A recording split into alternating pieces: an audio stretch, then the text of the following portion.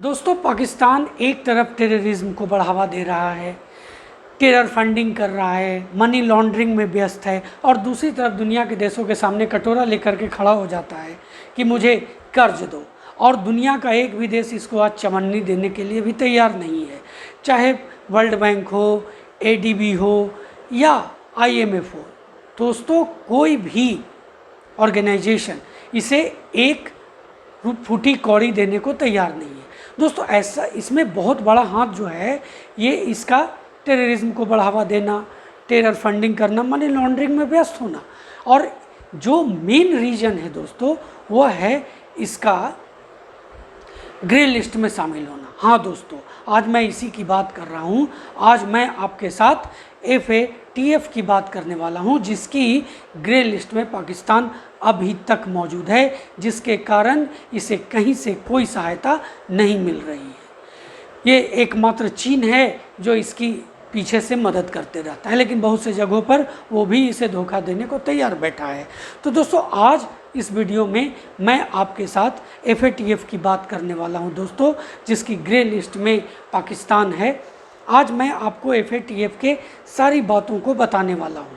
मैं आपको सबसे पहले शुरू करूंगा कि ये FATF क्या है, इसके बारे में पूरा डिटेल में जानकारी लेंगे। इसमें कौन कौन से देश शामिल हैं, इसका ग्रे लिस्ट और ब्लैक लिस्ट कैसे बनता है, उसमें कौन कौन से देश सम्मिलित हैं, और पाकिस्तान इस ग्रे लिस्ट से बाहर निकलने में इतना व्याकुल है लेकिन फिर भी ये निकल क्यों नहीं पा रहा है, कितने मापदंडों को ये पूरा करके भी ये अपने आप को इसके FATF के ग्रे लिस्ट से बाहर क्यों नहीं हुआ है। इन सब बातों पर आज मैं आपके साथ इस वीडियो में चर्चा करने वाला हूँ। दोस्तों, आप अगर मेरे चैनल पर नए हैं तो मेरे चैनल को सब्सक्राइब करें, बेल आइकन को प्रेस करना बिल्कुल भी ना भूलें। तो चलिए इस वीडियो को शुरू करते हैं। दोस्तों, सबसे पहले बात करेंगे व्हाट इज़ FATF। FATF है क्या? तो इसका फुल फॉर्म होता है फाइनेंशियल एक्शन टास्क फोर्स। देखिए दोस्तों, यह एक इंटर गवर्नमेंट ऑर्गेनाइजेशन है। इंटर गवर्नमेंट ऑर्गेनाइजेशन यह 1989 में G7 के द्वारा इसकी स्थापना की गई। फ्रांस के पेरिस में इसका हेडक्वार्टर है। ये जो ऑर्गेनाइजेशन है दोस्तों, ये दुनिया भर में आतंकी संगठनों की फंडिंग यानी जो आर्थिक मदद करने वाले देश जो हैं उन पर ये नज़र रखती है। जो देश आतंकियों की मदद करते हैं उनको ये ग्रे लिस्ट या ब्लैक लिस्ट में डाल देती है। साल में दोस्तों इसका तीन बार इसकी मीटिंग होती है और इसके जो प्रेसिडेंट हैं अभी वो मार्कस प्लायर है। दोस्तों, इसने दुनिया भर में टेरर फाइनेंसिंग और मनी लॉन्ड्रिंग के खिलाफ स्टैंडर्ड और नियम बना रखे हैं। शुरुआत में इसका काम सिर्फ मनी लॉन्ड्रिंग तक सीमित था दोस्तों। बाद में 2001 में इसमें टेरर फाइनेंसिंग भी जोड़ दिया गया। 2012 में दोस्तों इसमें मास डिस्ट्रक्शन के वेपन्स बनाने के लिए होने वाली फाइनेंसिंग पर भी नियम बनाने का अधिकार इसको मिल गया। तो अब बात करेंगे नंबर ऑफ मेंबर्स की FATF में। देखिए, FATF में सदस्यों की जो कुल संख्या है ना वो 39 है। इसमें 37 देश हैं और 2 रीजनल ऑर्गेनाइजेशन हैं। भारत भी इसका एक मेंबर है दोस्तों, लेकिन भारत का कोई भी पड़ोसी जो देश है इसका सदस्य नहीं है। कई ऑब्जर्वर भी होते हैं, इनमें इंडोनेशिया शामिल है। इसके अलावा दोस्तों यह एक ऐसा संगठन है जो मनी लॉन्ड्रिंग के खिलाफ भी काम करता है। दोस्तों, अब मैं आपसे बात करने वाला हूँ FATF के ग्रे लिस्ट और ब्लैक लिस्ट की। ध्यान से देखिएगा। ग्रे लिस्ट में अभी मैंने शुरू में ही कहा कि ग्रे लिस्ट में पाकिस्तान है। तो चलिए सबसे पहले ग्रे लिस्ट से ही शुरू करते हैं। तो इसमें उन देशों को शामिल किया जाता है जिन पर टेरर फंडिंग और मनी लॉन्ड्रिंग के सुरक्षित ठिकाने होने का आरोप होता है। ये ब्लैक लिस्ट जितनी खतरनाक नहीं होती। ये एक तरह की चेतावनी वाली लिस्ट होती है कि आप ब्लैक लिस्ट में शामिल हो सकते हैं। अगर देश टेरर फंडिंग और मनी लॉन्ड्रिंग को रोकने के कदम नहीं उठाता तो उसे ब्लैक लिस्ट में डाल दिया जाता है। ग्रे लिस्ट में होने पर किसी देश को एडीबी है, IMF है, वर्ल्ड बैंक है, ये जितने भी संस्थान है, ऑर्गेनाइजेशन है, इससे आपको पैसे मिलने पर मुश्किल होगी, उसे लोन मिलने में भी मुश्किल होती है। और यही हाल अभी पाकिस्तान का है। मैं पाकिस्तान की भी चर्चा आगे करने वाला हूँ। अब चलिए बात करते हैं ब्लैक लिस्ट की। तो देखिए, टेरर फंडिंग और मनी लॉन्ड्रिंग को लेकर कोऑपरेट ना करने वाले देशों को ब्लैक लिस्ट में डाल दिया जाता है।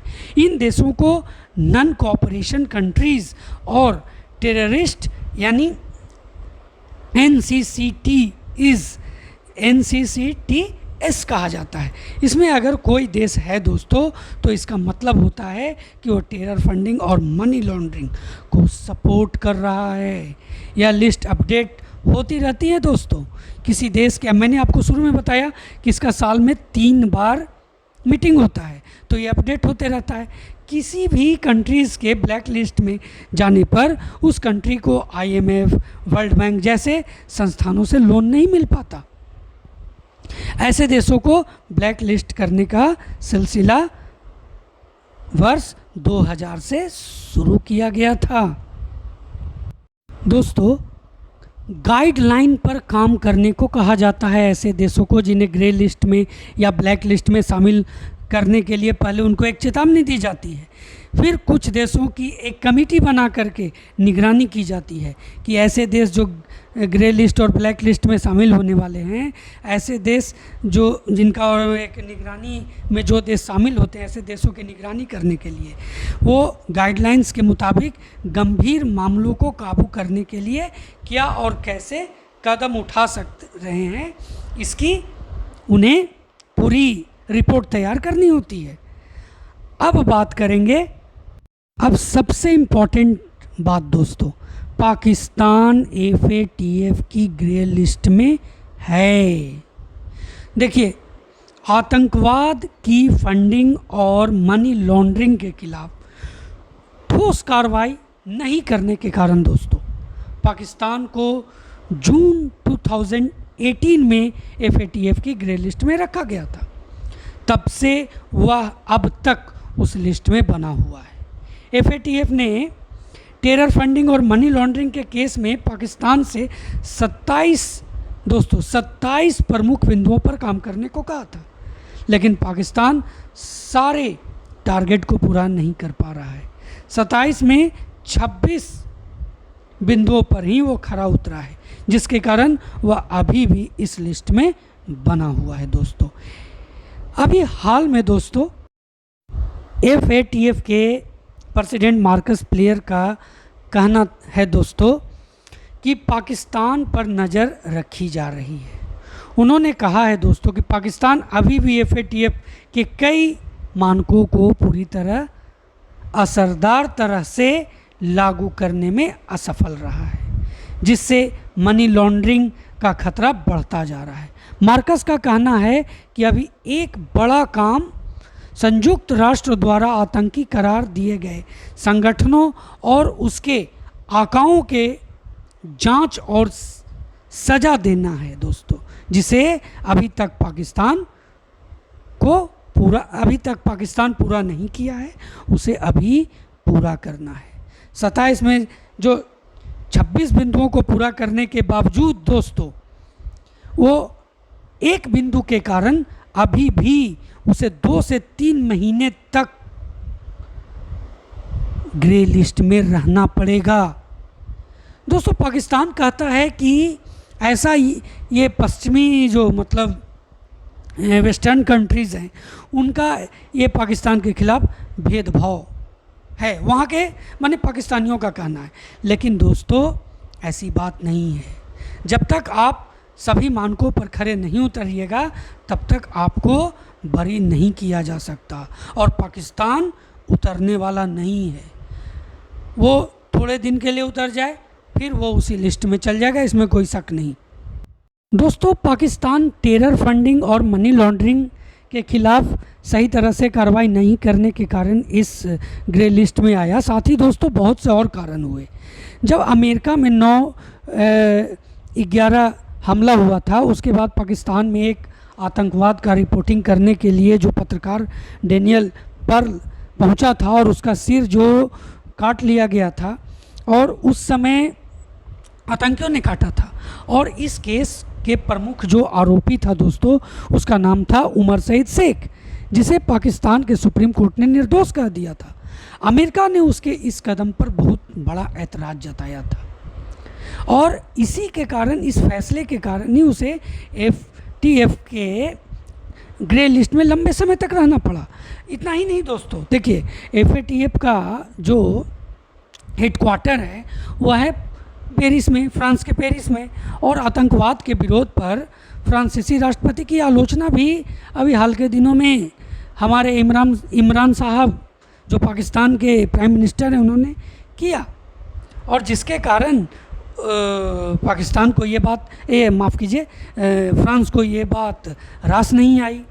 और FATF में इसे ग्रे लिस्ट में अभी तक शामिल होने का बहुत बड़ा कारण ये कहीं ना कहीं फ्रांस का दखल भी माना जा रहा है दोस्तों।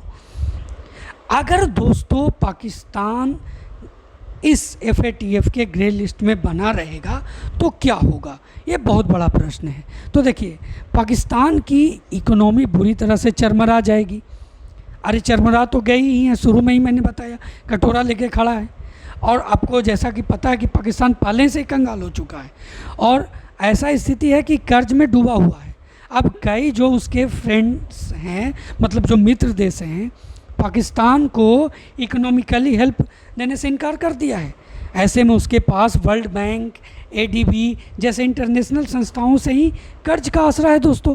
और अगर वो ग्रे लिस्ट में बना रहता है तो ये संस्थाएं भी पाकिस्तान को कर्ज नहीं देंगी। और साथ ही साथ दोस्तों ये भी हो सकता है कि ग्रे लिस्ट के चलते बाकी देश भी, यहाँ तक कि चीन भी दोस्तों, इससे व्यापारिक संबंध रखने से इनकार कर सकता है, क्योंकि चीन भी जो है ना वो सिर्फ अपना उल्लू सीधा करने में लगा हुआ है। तो दोस्तों ये था आज FATF की पूरी आपके सामने जानकारी। जय हिंद।